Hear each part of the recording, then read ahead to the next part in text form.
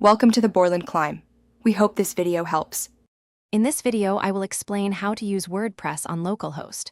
First, you'll need to set up a local server environment.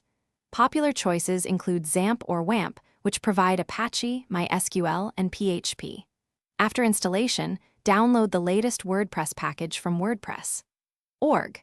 Then, create a new database for your WordPress site using phpMyAdmin, which is typically included with your local server software. This foundational step ensures you have all the necessary components in place before proceeding with the WordPress installation itself. Once your local server is running and you have a database, extract the downloaded WordPress files into your web server's root directory, often named htdocs for XAMPP or www for WAMP. Next, open your web browser and navigate to localhost / your WordPress folder name to start the installation process. The famous 5-minute installation will guide you through connecting to your newly created database and setting up your administrator account.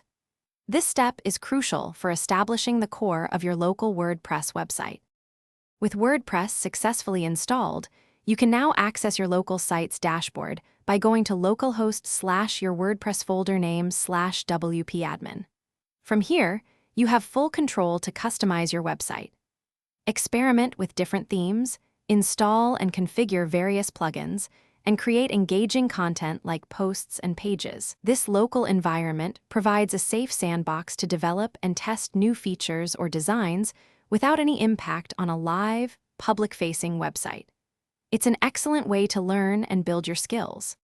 After developing your WordPress site locally, you might want to move it to a live server.